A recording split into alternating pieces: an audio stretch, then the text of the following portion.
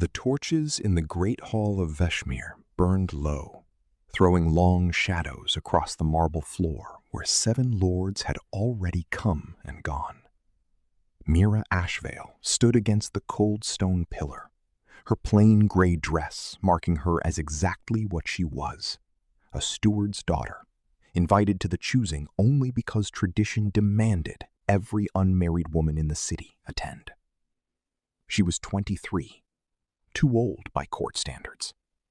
Her hands carried ink stains instead of jewels, calluses instead of silk-soft skin. Years spent balancing her father's ledgers instead of learning how to smile for powerful men. The First Lord looked at her for 3 seconds before walking away. The second didn't even bother. By the 7th, Mira had stopped hoping. A minor lordling, with wine on his breath, glanced at her and frowned. "No dowry," he muttered. His eyes moved to the thin white scar along her jaw, and that. Mira didn't move. The scar had come from a childhood accident, a moment of pain she survived. But in this room, survival was not something people admired. It was something they judged. The Lord turned away. Not worth the trouble. The orchestra continued playing. The nobles continued laughing. And Mira stood alone. Then, the great doors at the end of the hall exploded open. The music didn't slow. It stopped completely. A wave of freezing air swept through the room, extinguishing half the torches.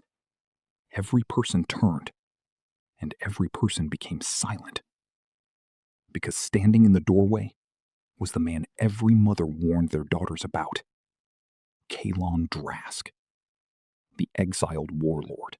7 years ago, he had been a prince, a commander, a hero. Then came the war. The kingdom won, but Kaelon returned changed. They said the Frostlands had taken something from him. They said the beast inside him was no longer a rumor. They said he had stopped being human.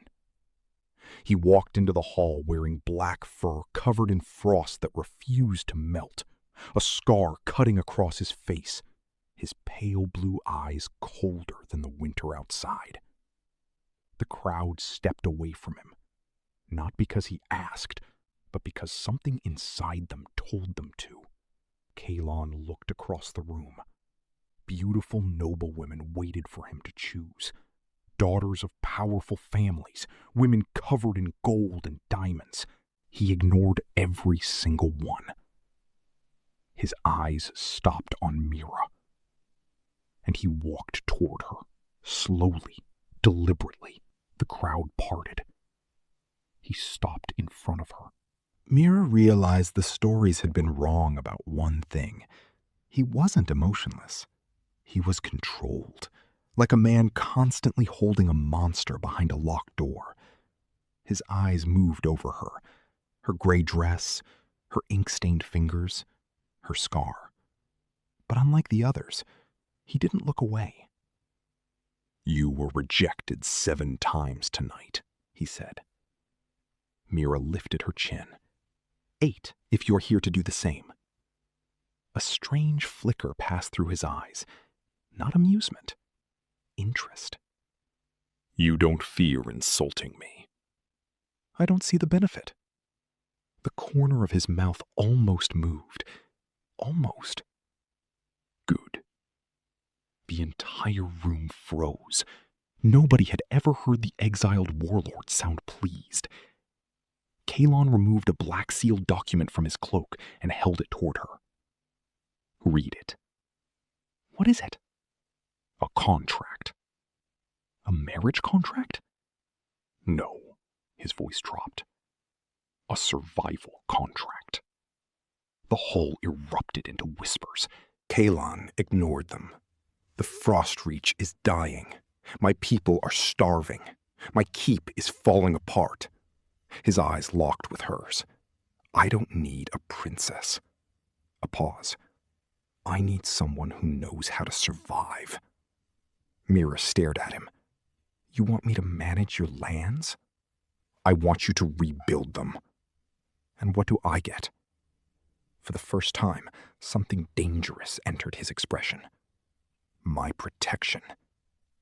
The room went silent. My name. His voice became darker. And the knowledge that no man in this kingdom will ever look at you like you are worthless again. Mira looked at the contract.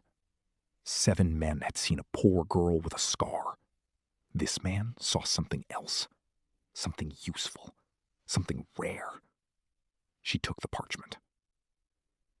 3 weeks later, Mira discovered the legends about the Frostreach were only half true. It was not a kingdom of monsters. It was a kingdom slowly dying.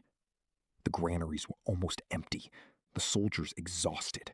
The servants had forgotten what a proper household looked like. So Mira did what she had always done. She worked. She rebuilt the ledgers, reorganized supplies, forced the frozen keep back into order. And Kaelon watched. Always. But never close enough.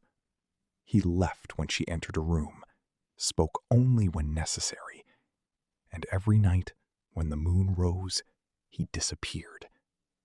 The servants refused to explain why. Until one night, Mira found out.